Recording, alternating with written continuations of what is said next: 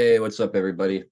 Hope you're all having a wonderful Wednesday. We are at the midway point of the week and looking forward to spending the next couple of hours with you guys. Thank you so much for choosing to send to spend your Wednesday afternoon with me here today. Shout out to all you guys watching. Lino Vincent, QOI, Starwalker 77, tuning in over on D Live. Good to see you guys over there on Rumble. It'd help if I actually had the Rumble stream open. Let's see who's over there on Rumble. Joe Elaine back in action. Great to see you, Joe. Hope you're feeling better. Hope you're feeling better. And then I see Spiky999, only one on NRS. It says evening, English coming in, no England flag. What's going on?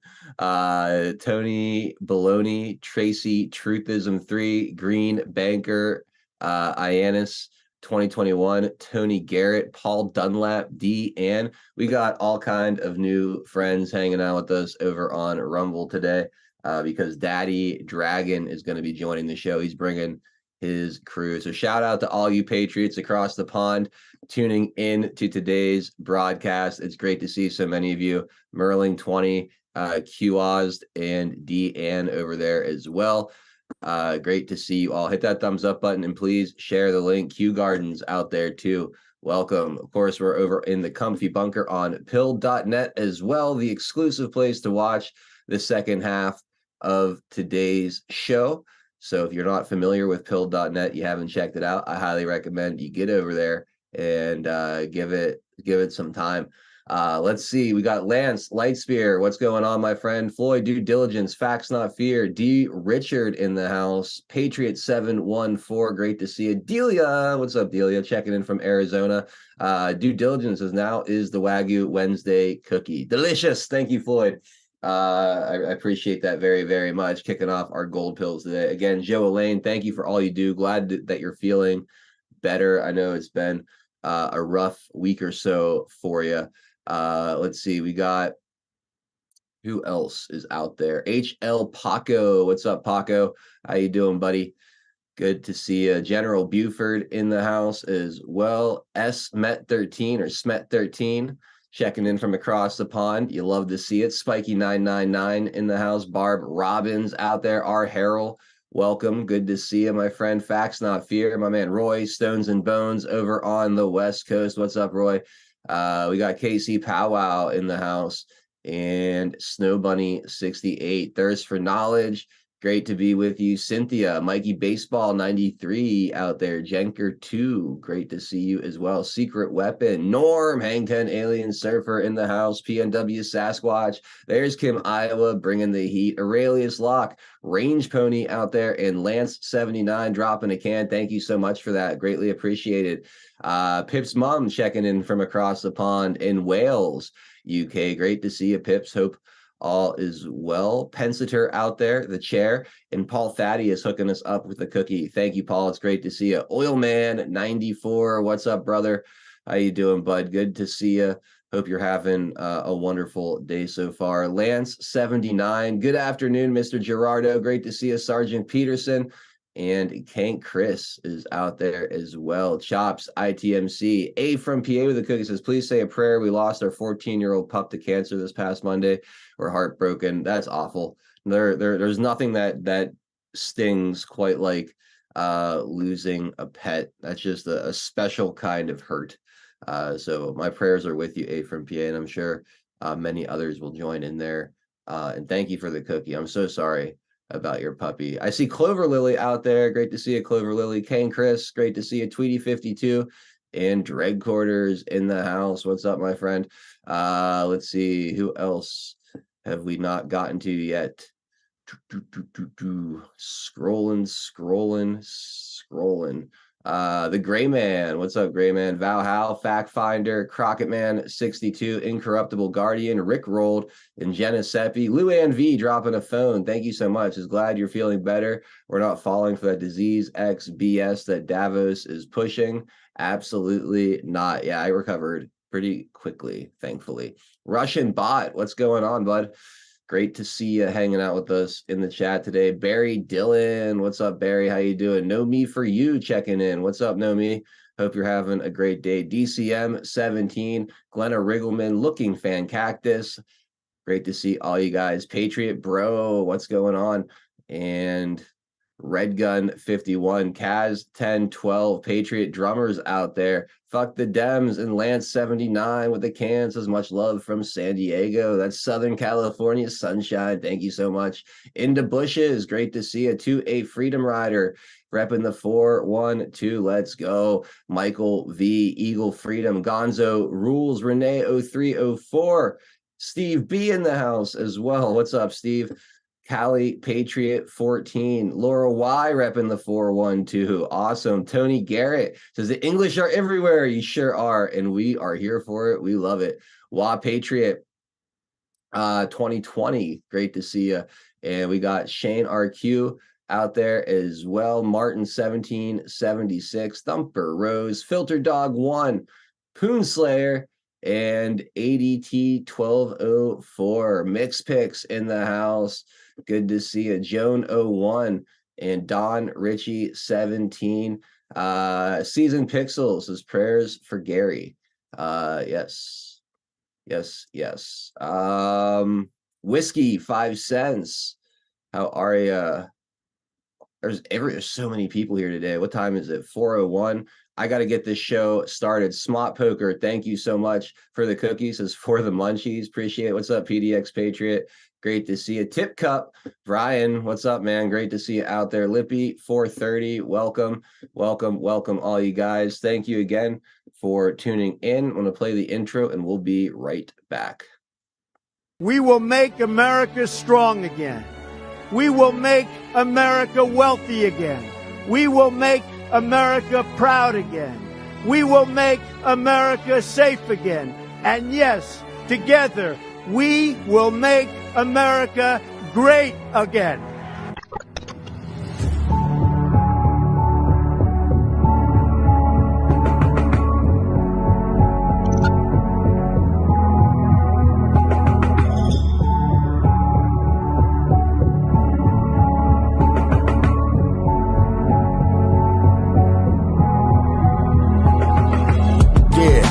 Y'all for tuning in, Patriots United, doing what we gotta do to win. We addicted, the MSM, and now we're moving in.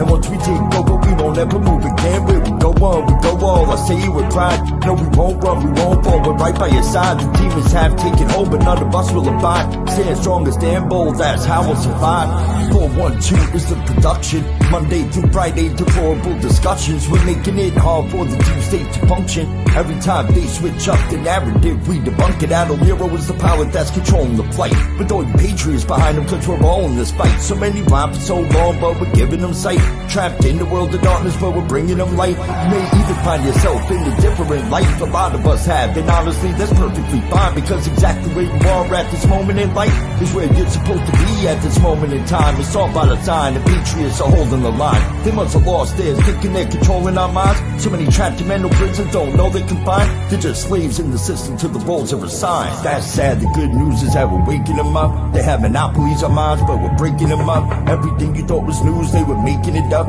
When we ascend, all the tyrants won't be making the cut. Let them all burn in the hellscape they create. We the people already mapped out our escape. We hold each other by the hand as we all elevate and go to a different place. They can never get chased. When I look into the future, I can see that it's bright. When this history is written, they will see that we're right. We formed our own community and the circle is tight. But I expand the circle with every word that I write. The pen is sharper than the sword when you wield it with might. Why do you think they try to kick us off all the sites? These people hate America, punish us out of spite. We are the beacons of hope in the darkness of night. So let's go, strap in, yeah, get ready for the ride. Watch the water, we're witnessing the turning of the tide. Feel the passion and the fire that you got burning inside. Take the narrative they're feeding you and turn it to the side. We're alerted to the lies, replacing with the truth. We know the plan they devised, they're feeding the youth.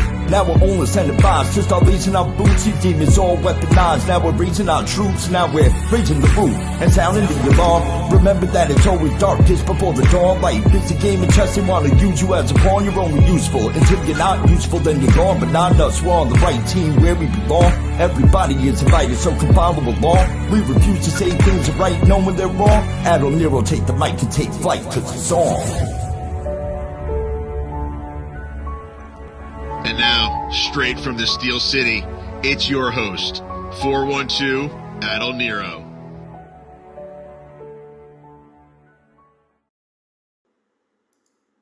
All right, everybody, welcome back and happy Wednesday. Thank you for spending your hump day afternoon with us here on 412 Productions. We've got a great installment of Deplorable discussions for you guys today with a wonderful panel welcoming back for the first time in way too long of a time, Graham Moore. You guys might know him as Daddy Dragon. Graham, welcome back to the panel, man. How you been?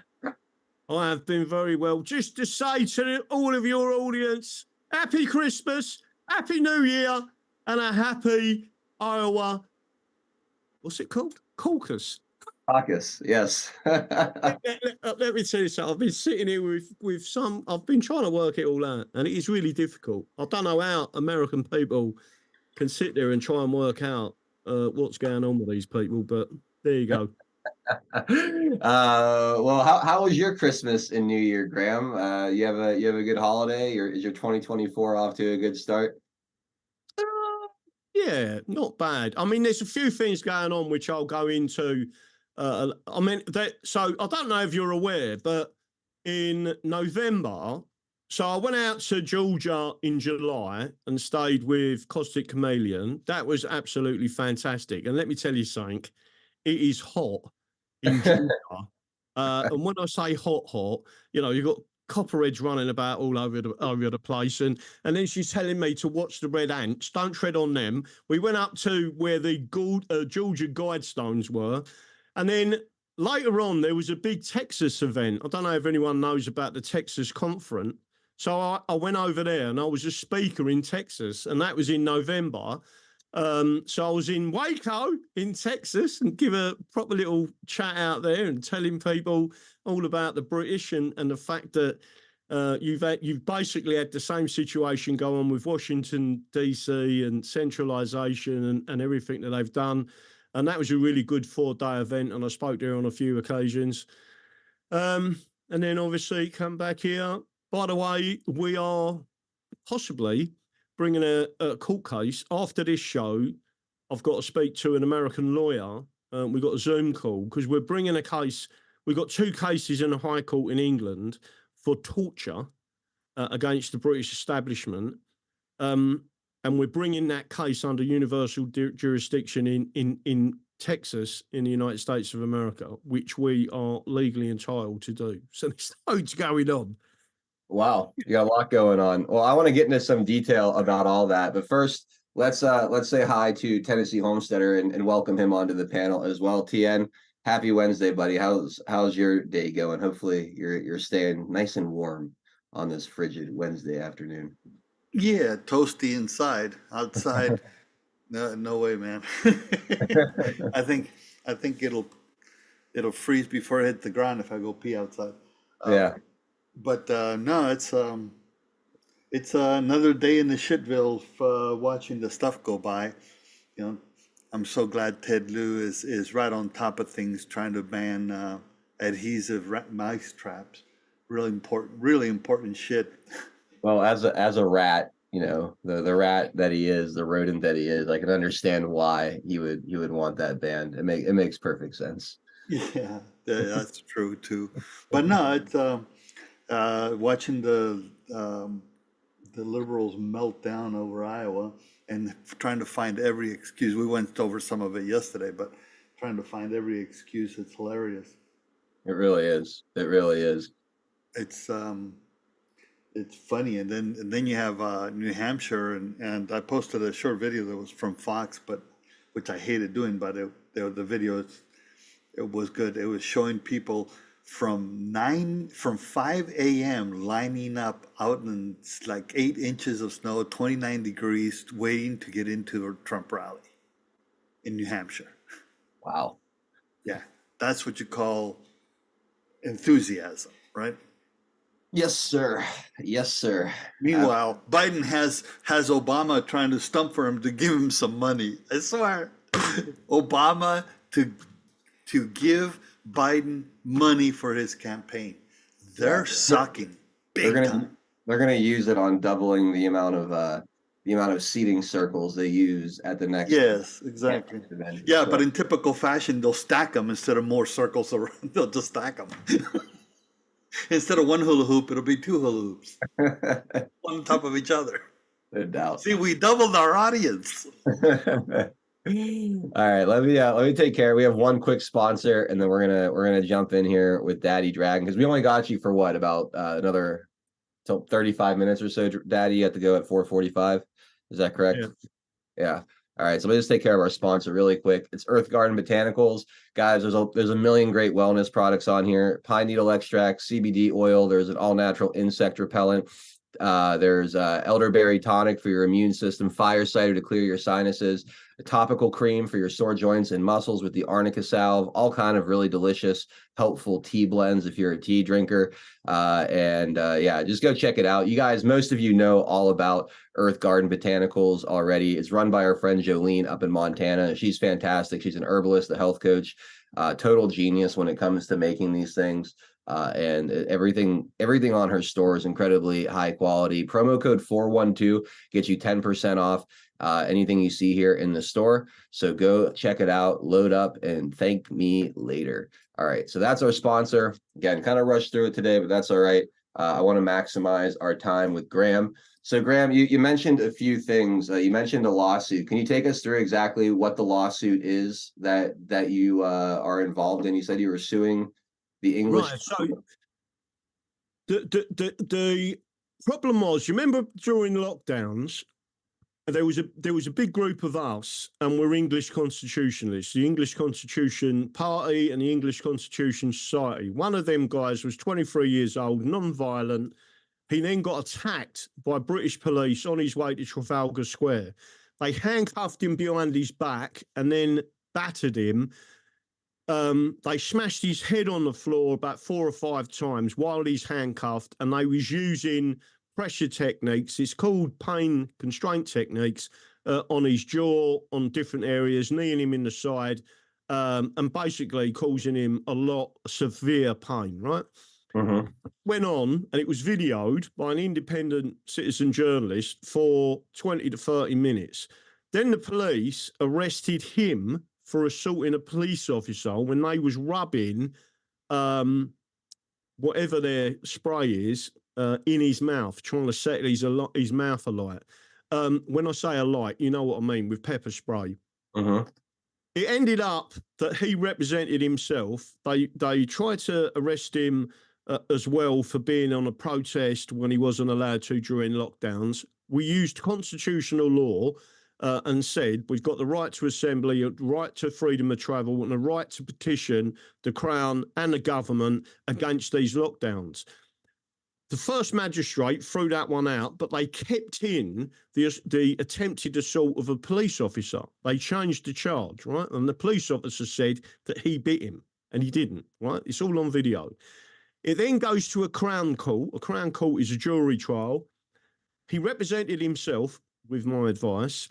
The judge looked at the evidence. 4 police officers give evidence, and the jury, after the judge looked at it and then put to the jury, the first time ever this has ever happened, the judge said to the jury, explained what unlawful violence is being used by a police officer. And he said, there is actually a law that touches that, and it's called torture. If you believe this man has been tortured or unlawful violence has been used during his arrest, you must find him not guilty. Jury went out, 15 minutes, come straight back in after a 3-day jury trial and found him unanimously not guilty. Woo. Right? Yeah.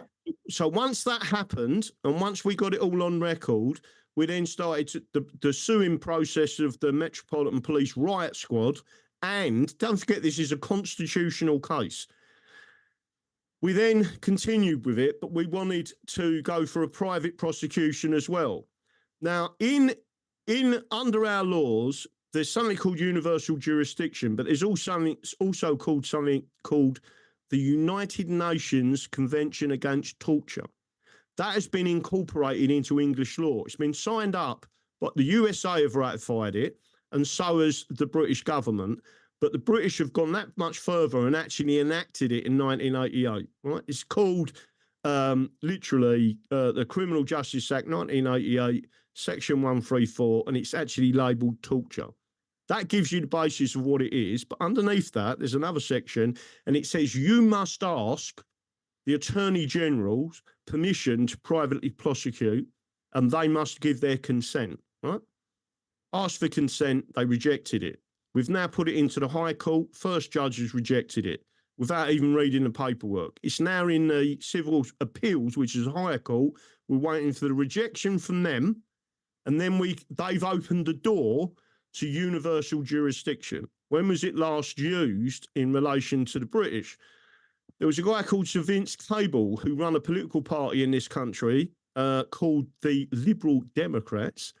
And he was responsible for 12 Nigerians being murdered and tortured in Nigeria. The Nigerians tried to bring it to court in England. The British stopped it getting into the courts, so they picked the thing up under universal jurisdiction and took the British to court in New York. And there was an out-of-court settlement for $15 million, sorry. So that's an out-of-court settlement they settled. Up to that point, they was poo-pooing it. What we've done now is initiated the process of, and this is the bit that the American audience should love, right? This is about the Constitution. It's about the English Bill of Rights. It's about our constitutional rights to stand up to a tyrannous regime, right? And that's what we was doing peacefully. They had no right to use violence against anyone, but did. They chose to, right? This is the point.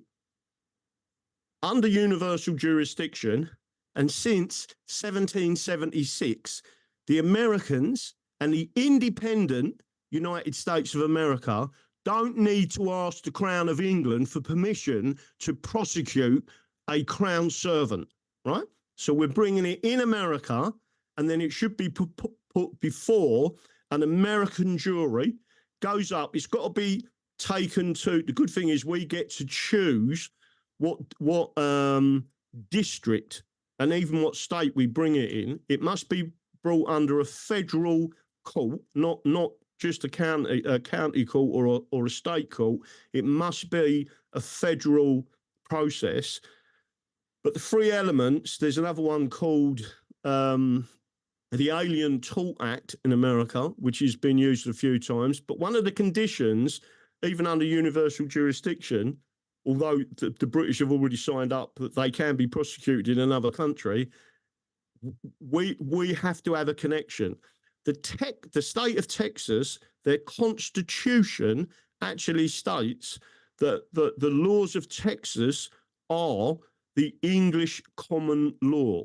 So what we're showing is there is a connection. This basically can be heard in the state of Texas. So then tonight I'm speaking to a Texan lawyer who's also a human rights lawyer who was also previously sued on behalf of Texas, Google, Facebook, Twitter successfully. He's used to going up against the big boys, and that's who we're talking to tonight. So that's it in a brief. But the good thing is, an American jury sets, by the way, just to make sure, this is Charles Staples and US versus King Charles III. Wow, that's so crazy. And it's a civil trial, right? Like it's not a criminal trial, it's a civil trial. There's going to be both, right? So there's the tort element, which is the civil trial, but we're also challenging on the prosecution of torture, which is an international crime against humanity. And what people don't realize is torture isn't and it's defined in the United Nations Convention Against Torture. It's not just about extracting information from people. It is coercion, intimidation, and it doesn't have to be the person that they're causing pain to. They could be causing the pain to that person to intimidate the crowd to leave, right? So all of that, but the key element is it's about our constitutional rights, and we're the only people that have ever brought this forward. Since 1988, there's not been a single request, because any lawyer that tries to push this through or ask permission to prosecute, they won't work again, right? So again, the American side of the pond are saying, don't bother us, bring it on, right? So I just want to that's make where, sure because I've never heard of anything like this before, Daddy Dragon. You have basically what is police brutality happening at a protest in England, right? I mean, you had a trial, a criminal trial for the protester who was abused by the police. yeah, They were found not guilty by an English criminal trial court, right? I think right. right. Yep. All right. And so you're taking that because the jury of his peers found that the police acted unlawfully in the way they handled him. And you're taking that being on the record, and you're bringing it to America to sue in civil court, but also criminally prosecute through American courts as well. Correct. That's why I've never heard of that before. That's great. So how would that work? Does this person have to then so the cops, I guess it'd be the 4 cops in question, if you think you mentioned there were 4 of them, are they going to have to travel to Texas to appear in court? Or so there's 2 elements to this. One is the Crown himself, right? So the British police and the Metropolitan Police will not release full names and addresses. That means, by the way, just to make sure everyone's aware of this, especially the American audience, I've been out there loads of times, gone on firing ranges. Standing next to me has been an American local police officer, and we've been chatting, shooting together. They're different class, right? I'm talking about British police that wear a crown on their shoulder, and they swear an oath to the sovereign, not to the Constitution and not to the people, right? So the state is protecting centrally managed police officers as a personal army. In other words, it is the equivalent to your federal police, right? Okay, yeah. So once you explain that to a jury, local police, and there's no such thing as local police anymore here. They're all completely controlled by the Crown. So what people need to understand is you've got 2 elements to it. One is the criminal prosecution. So the civil and prosecution, and that's where you put it to an American federal judge, looks at the universal jurisdiction. First of all, they go through it and say, have you ticked these boxes? Yes, because that's what we've done, right? But the British are so arrogant that they've been warned. We are bringing this case in the United States of America, right? And they've been warned, and they shammed the doors shut. What we don't want to do is go to the European Union, which is what's known as administrative law or Roman law. What we're doing is bringing it in Texas. So the jury can make any award that they see fit. Now, if you was on a jury in Texas, and the defendant was King Charles III, right, and his British red coat cohorts, right, as a jury against an Englishman, you're looking at the Englishman, you're watching the video, you've read his statement, you've now seen the evidence. People then say, well, okay, so let's say, but yeah, we find that they have tortured him technically under your ANCAT. So what's the jury award going to be? And bearing in mind, the person who's got to pay it is King Charles III. So, and that part of it, I get, that they could be, owe money and have to pay out a financial sum in damages. What's more interesting is the criminal. Confusing to me is the criminal part, right? So there's gonna be a criminal prosecution here. How does King Charles, I guess it would be, or is it the four individuals defend themselves across seas? And let's say they're found guilty, do they go to American prison, or do Anyway, they could it's so the they could go same. to they could go to jail here in America over this. So are they Yeah, going to be extradited here for the trial? Will the correct. British government stop them from being extradited? That, Like that, a whole shebang, what you're talking about now, yeah. has never been done in the way that we're talking about it. But they, the British Crown, have opened the door to this. It's the first time anyone's got hold of it and said, hang on a minute, universal jurisdiction first. Secondly, this is a universal crime and it is a crime against humanity. And that means anyone who signs. So let me just make sure I'm clear to everyone who's listening to this, especially in America and on this side of the pond as well, right? The Mhm. British signed up to this. They didn't just ratify it. They enacted the law in their own parliament. They can't get out of it, right? But it's their pure arrogance against humanity that they think they can get away with what they can get away with whatever they want. This is exactly so. If you imagine if the feds of the federal police done this same abuse, right, and you're slightly different because you haven't enacted UNCAT as a torture law. You still rely on your Bill of Rights. And in that Bill of Rights, it says no cruel or Eighth inhumane Amendment. treatment. Yeah, yeah. No cruel and unusual punishment or excessive fines. It's the Eighth Amendment. And it come from England. It's still in our English Bill of Rights. We've put all of that in this case, and the British courts have completely ignored it. They're like the Soviet Union, right? So that's what we're bringing. But the actual criminal side of it, there are 4 police officers. Once we bring it in the US and it's agreed, which we believe it will be agreed to, that this is an international crime that's been committed by the British Metropolitan Police, we can bring it as a criminal trial as well as a civil trial, which is 2 separate trials. Sure.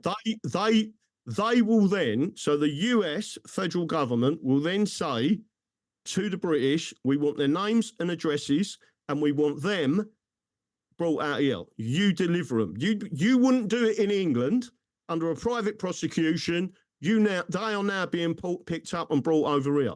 And if you read Charles Staples' statement, he goes into complete detail about what happened. And here's the beauty of it. There's a 30-minute video of the whole event. Secondly, and this is really important, they had another option, and the other option was to give him what's known as a fixed penalty notice. The Americans would call it a citation, where they just write him out a ticket and say, "Yeah, see you in court," and walk off. Right?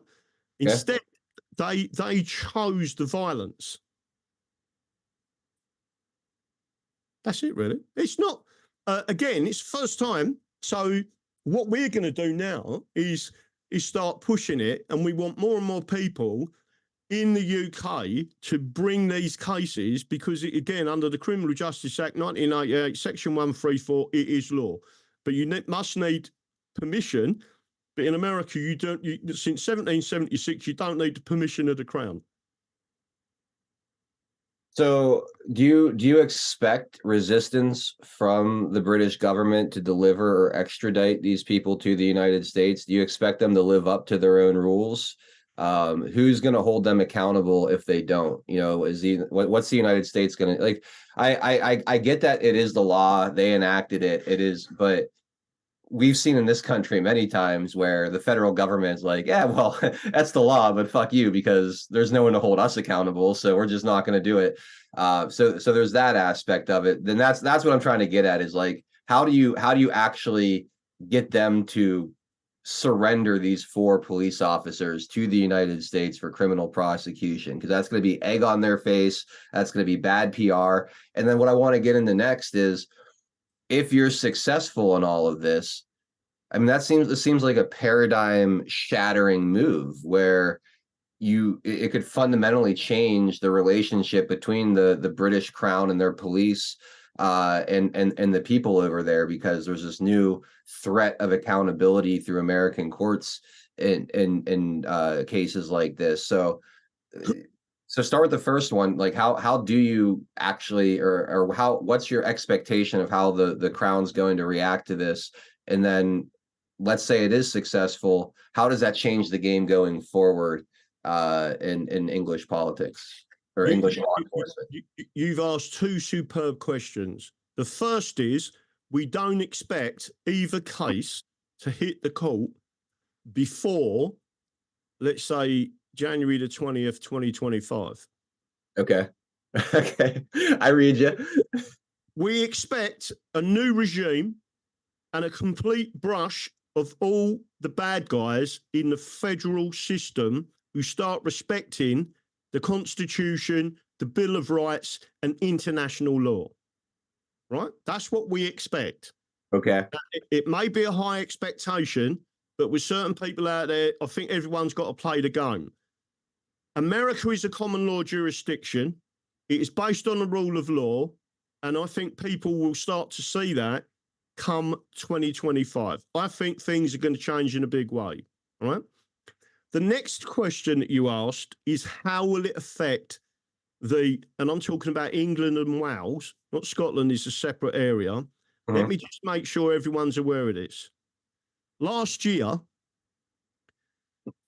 22 English men and women were killed at the hands of the police just last year. Since 1988, since this law was enacted, over 500 people have died during arrest in this country. And many of them, most of them, you should all know this, are unarmed, right? Most of them died during restraint, right? Let me just make sure everyone's aware of this. I'm talking, let me go back to 23 people died last year. 19 of them people were white, working class. No riots in the streets, no burning down buildings, no cities burning, right? 19 of them people were white, working class, killed by the King's men, right? 2 of them that was killed out of the 23 were black. One was mixed raced, and one of them was Asian, right? All of these so-called human rights lawyers always stick up, look what they've done to this black person, this, and I say, what have they just done to the 19 white working class people, right, whose family ain't got no money? Every time you try, do you know, most of these police officers didn't even face a disciplinary, let alone the legal system. In other words, they're unlucky if they even face a gross misconduct charge and get sacked, right? Just to let you know that the Criminal Justice Act 1988, Section 134, is a mandatory life sentence. It's mandatory. So the judge can set a tariff. Don't get me wrong. If they look at it and say, yeah, well, we would see this as an offence against the Person Act, right? Section 18, I would normally give you 8 to 12 years. They would say, you have now received a life sentence and you have got 8 to 12 years as a tariff. That's what they call it. So they will give them a set number of years and say, but you're on license for the rest of your life. The point being, and it's a major issue here, that white working class people are not sticking up for them. The only people doing it is us as a group of constitutionalists saying, listen, this has got to stop. If I showed you, there's been, in the last 10 years or 12 years, there's been four cases, right, where police officers, listen to this, have handcuffed people behind their back in the police station and done their own form of waterboarding by sticking their heads down the toilet and keep flushing the toilet when they've got them handcuffed and down the toilet. The Americans don't know. They think British police, oh, they're so lovely, they're not armed, right? They're tooled up. We've got nothing, right? They carry batons, they carry gas, they tasered an 8-year-old girl, an 8-year-old child. They tasered her, right? There was a black guy on London Bridge. He got out. They wanted to arrest him for something. They've tased him twice. He jumped off the bridge to get away from them, right? He's done nothing wrong, by the way, right? He done nothing wrong. They admit he did nothing wrong. They tased him and he jumped off the bridge and died, right? Wow. This is happening all the time, but people are not seeing it. That no one is actually saying this is what the British police are doing. Wow. So this is an opportunity to, and if you're successful, hopefully come January 20th, 2025, there'll be a new regime in office here in America, and they'll kind of force the hand of the crown to deliver these people. But it sounds like it's an opportunity to hold some kind of accountability or potential accountability over the head of law enforcement in England, which I guess is seriously lacking right now. They're allowed to basically do what they want without any threat of consequence. I mean, is that basically the problem? Is there's just no oversight, there's no standards, they're overstepping their constitutional authority in the way they're treating the citizens of England. Is that essentially what you're trying to fix here? Is add some kind of accountability structure outside of the crown, because clearly the crown isn't interested in keeping their people in line. Correct. So you've got two sets of laws. You've got laws for the subjects of the crown, which is what they refer to us as plebs or plebeian under the Roman way. And then you've got the actual crown servants. Police officers are crown servants. Judges are crown servants. The Crown Prosecution Service, right? They're the people that prosecute, crown servants. They're all crown servants. A judge or another crown servant is not going to go against another crown servant that's committed torture, because it's a stain on all of them. Think about slavery, right? So it was the English that freed the slaves, not the Brits, right? Through Somerset Stuart 1762, right? It was the common law that freed the slaves. It was known throughout the colonies. If you was black, get to England and you were a free person, right? That's factual. Granville Sharp, etc. Here's the key point. It took them another 60 years before it went into a British Parliament, not an English Parliament, a British Parliament, to create a law. Wilberforce created a law, but it took 20 years for him to trick the British into it. And then what did the British do? They paid their criminal friends who were slavers and the people who owned the slave ships and the actual transport of slaves, they paid them. And don't forget, white people were also slaves in the colonies. So when people start to understand the history of it, these people have had control for a very long time. And the reason why they was always negative towards slavery, in other words, they were positive, the British were positive towards slavery, not negative. The English was always, it's illegal in England. You can't do it. You can't be a slave in England. And the reason was because they were the slavers. If you look at the judges, if you look at the lawyers, if you look at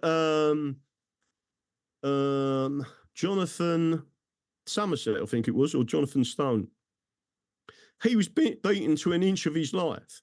And who was his master? His master was a barrister, a lawyer, right? So you can see why the hierarchy didn't want to be stained with the fact that most of them people were the ones who owned the slaves. Let me just say this to everyone. It wasn't working class people that owned slaves in America or even in England. It was the middle upper classes and the aristocracy. Absolutely.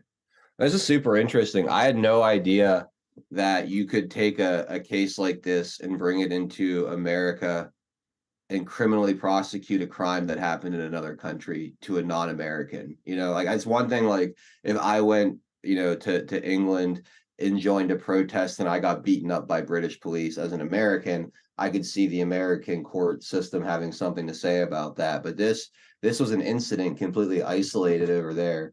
English subject English police, and the fact that you could bring that to America and get criminal justice for those actions is really, really interesting.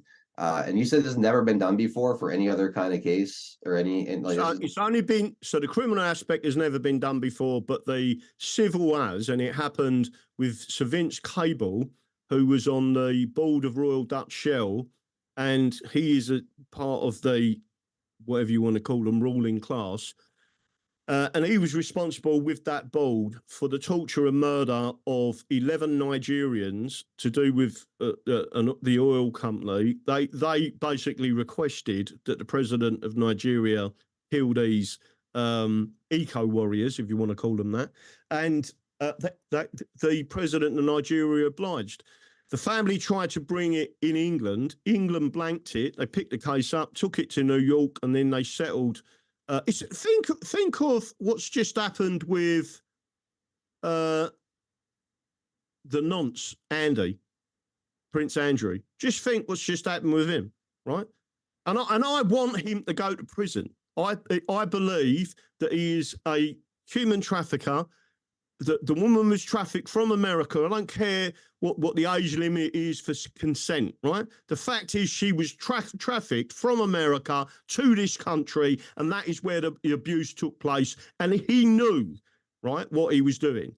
He should go to prison in the United States of America. And what we've got to do is a common law jurisdiction. What do the communists hate? What do the Marxists hate? What does Karl Marx hate? Karl Marx said, every communist revolution has been shipwrecked on the rock of England. He didn't say Britain or the British. He said England because of the English common law. That's what was exported to America. One, the language, and two, the laws. And the English common law is God's law. And if you offend against God's people in the way that these people have been doing, they deserve to see the inside of a court and the inside of a jail. And we don't care where that jail is. right on. Right on. So I got you for like 5 more minutes, Daddy Dragon. I remember you came on after the 2020 election and you had another interesting lawsuit. And I don't know if we ever followed up on that, but you were suing. So it was basically people taking bets on the American election. And you had sued, or you were part of a group that was suing because of the fraud. And there's a law in England that protects the sports Right. bettor from a rigged event, right? Yeah. Whatever happened with that situation? So that's still live, right? So that's still going on. That hasn't been settled yet. Sorry? That hasn't been settled yet or ruled on yet. It can't go forward until the evidence is presented from your side of the pond, and I believe that's going to happen, right? Okay. The bet's not void, put it that way, right? But after 2025, again, there should be evidence presented of the fraud that happened in 2020 and other frauds. Even Putin is talking about it, that it's an outrageous fraud. And I think once that comes out as evidence, it's a bit like COVID, right? Once the evidence, there's a big case in Texas. Again, Texas have cracked it again. But again, with COVID, they have now forced Pfizer and other COVID therapeutics to tell them what's in the free box of this document. And the first slant of that information comes out on the 15th of February in Texas. 380,000 of that 7.8 million that they've got that information.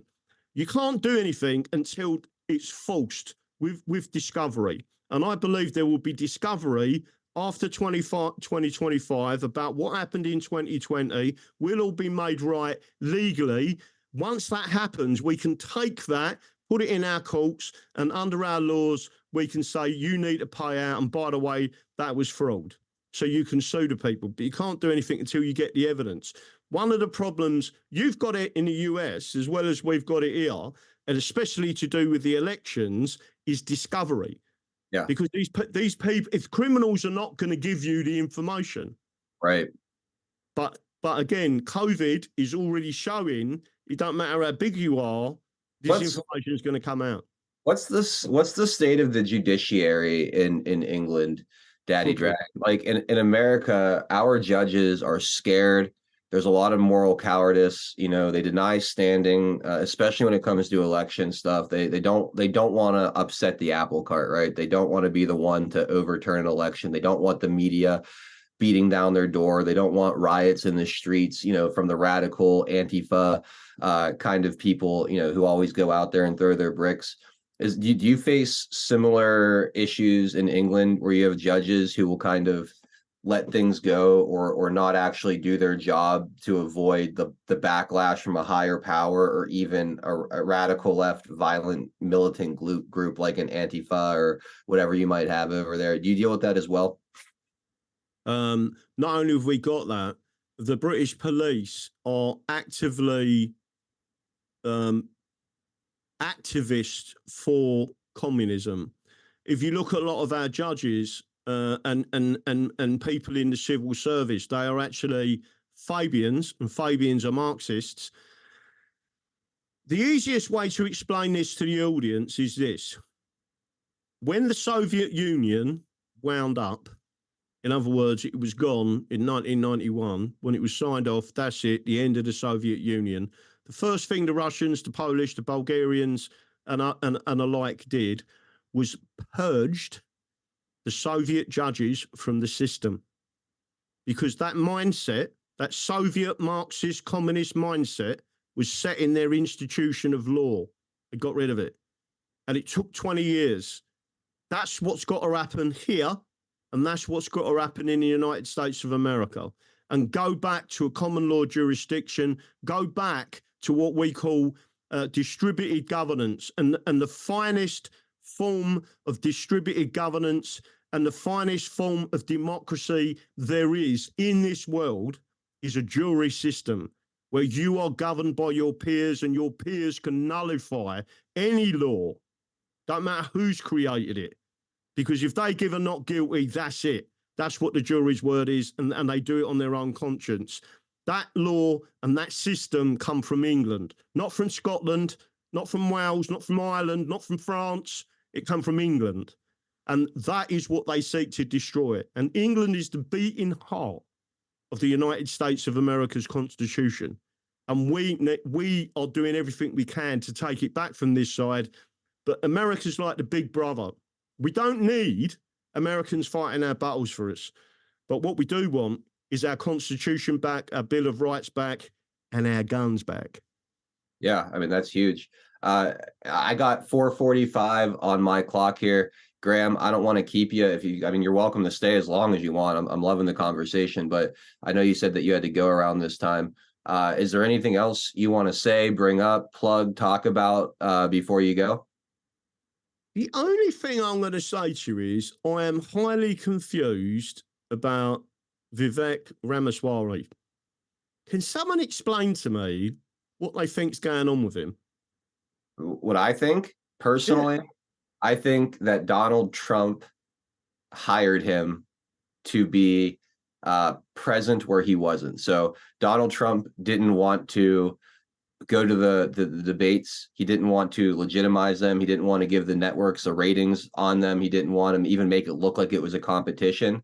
So in my opinion, he enlisted Vivek to run and be his voice in those rooms. Because if you watch those debates, Vivek never badmouthed Trump. He never went negative towards MAGA. All he did was call out the GOP establishment, call out the neocons and their pro-war stances, call out all the negative things, call out the fake news. I mean, it was basically like having a Donald Trump in the room without Donald Trump having to be in the room. And he said all the right things. He did all the right things, I feel like, during the campaign. And the second Iowa was over, he turned around, endorsed him. And then I don't know if you saw the speech he gave by his side. Yeah, I did. It was spot on. I mean, he was on fire. I don't necessarily trust him to run for office, or if I would want him in power in any way. But I thought he did he played a really important role over the last, we'll say, 5-6 months, just making sure that the Nikki Haley's, Chris Christie's, and Ron DeSantis's weren't able to get on a mainstream stage and bash Donald Trump, bash MAGA, without having somebody in the room to to kind of counter those narratives to a mainstream audience that otherwise would not hear those talking points. So that's just my personal opinion on it. There's a lot of people in our audience that doesn't like Vivek. They don't trust him. They get a little triggered when I say positive things about him, which I understand. He said some things in the past that we don't agree with, we don't like. He's got some shaky ties and connections that make him a bit suspicious. But if you take in a vacuum what he's done since he launched his campaign in this primary, he's been a huge net positive to the MAGA movement. So that's where I'm at. Am I going to vote for him for anything? No, but I'll listen to him speak, and I enjoy when he trashes the people that I don't like, because he's a very good speaker. He's a great debater, and he seems to understand the war we're in right now from all angles. Yeah, no, I agree. So that's just kind of where I'm at, but everyone has their own different kind of take on him. So it is what it is. But I'm going to scroll through the chat here in a second. I'm sure I'm going to get a bunch of people yelling at me, about Vivek. So we'll see. Well, I'm confused by, but I want to make sure everyone understands this. When I watched him in New Hampshire with Trump, he was pure energy. He didn't put a word out. How can I put this? He's so sharp, he could cut himself with his own tongue. He was absolutely word perfect, right? And I can only believe that you can only do that unscripted if you believe in your heart what you're actually saying. Yeah. And again, don't forget you've got a current so-called president that can't even read off an auto cue, let alone speak on his own accord. Right? It's embarrassing. It's I know absolutely embarrassing. It's an absolute joke. But yeah, that's my take on Vivek. Again, I know a lot of people disagree with that. Some people do agree with that. But I like I said, I look at the last 5 months or so of him in a vacuum, and I'll judge him going forward on what he does and says. But I've actually really appreciated the way he has been another very articulate and loud voice in favor of our little movement here, on some important stages, I think. So we'll see what the future holds for Vivek, but he's played his role beautifully. I want him to be Donald Trump's next press secretary, the one that goes out there every day and talks to the media, takes their questions, smacks them around a little bit. I think he would be the perfect next press secretary for Donald Trump. I don't know if he would take that job or not, but that's if I could draw up my dream administration, So who would be your VP? If I could choose anyone to be VP, probably Carrie Lake, because I think she's excellent. Although I don't want to pull her away from the Senate because she's running for Senate. So I don't know, but I would love like a Carrie Lake as a vice president. Maybe a Matt Gaetz, somebody cut from that ilk, somebody that's just as MAGA, if not more MAGA than Donald Trump, someone that really represents that America first mindset, someone that's not going to take any shit, and someone that if they try to assassinate or impeach Donald Trump, that you're just going to get another version of him right behind there anyway. So to kind of provide that impeachment protection, if you will. So I want somebody cut from that same cloth. Carrie Lake's my number one choice, but I also kind of feel like her services are better used elsewhere right now. Like our Senate is really pathetic. We desperately need some fire breathing, America first, take no prisoners style politicians in our Senate. We have none. Maybe Josh Hawley, you could put in that, Ted Cruz kind of, but not really. We don't have anyone that's full tilt MAGA in the Senate. So I think we need someone to get in there and kind of shake up that Republican, old guard a little bit and cause some problems. So I'm hoping Carrie Lake could be that person. but I don't know. I don't know who the VP pick is. Apparently, he's already made his decision, and he's just waiting to announce it. So I think we're going to find out sooner than later. Just hope so. Right, I am off.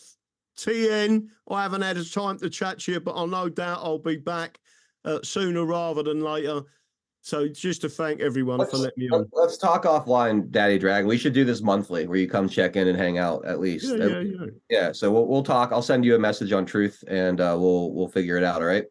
Yeah, no worries. Be lucky. Thank you, audience. God bless you all, and don't forget, the Constitution is the solution. See you later. Yes, sir. There you go. See you later. There he goes, Daddy Dragon, Graham Moore, absolute legend, an OG going way back to the Patriot soapbox days. A very early friend I made in this movement, and man, was that an absolute pleasure to catch up with him. And he is one of a kind. He is a doer, a man of action, a man of passion, a man of great knowledge and understanding of everything going on right now. And like I said, just an absolute pleasure to have a conversation with. So glad he was able to be here and hang out with us today. And we're gonna get him back soon. We're not gonna go another 6 to 8 months without a Daddy Dragon visit. We're gonna get him back up here, hopefully sometime in the month of February. Maybe we'll get him on a similar cadence like we do with Craig and Scott and 451 and all those guys. So that was great.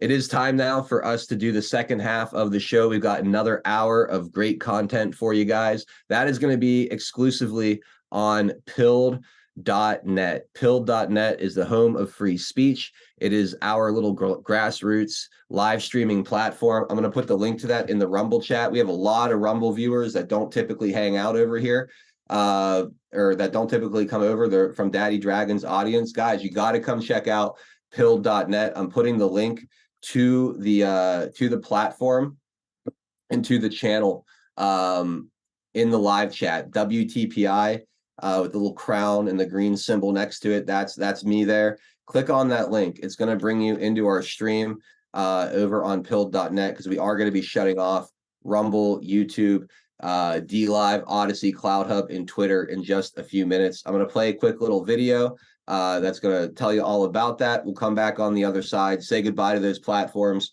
and then we'll continue on in the second hour exclusively on pilled.net. We'll see you guys in about 60 seconds.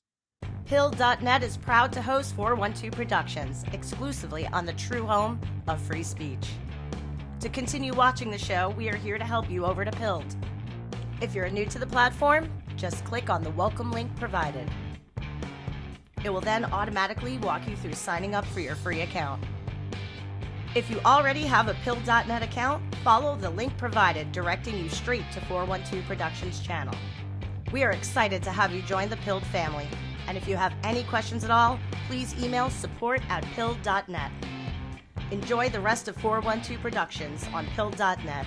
Free speech lives here.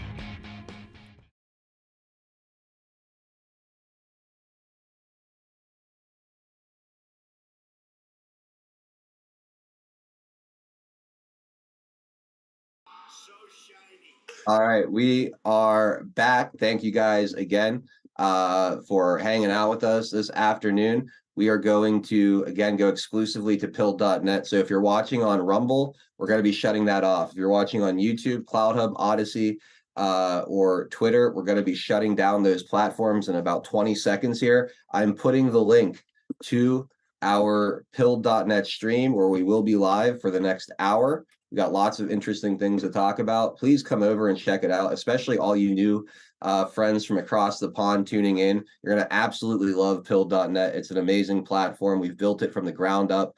It's a live streaming platform with all kinds of amazing features, guys. Pretty much everything you could possibly want in a live streaming platform. It's over there. It's got a great chat, a great community.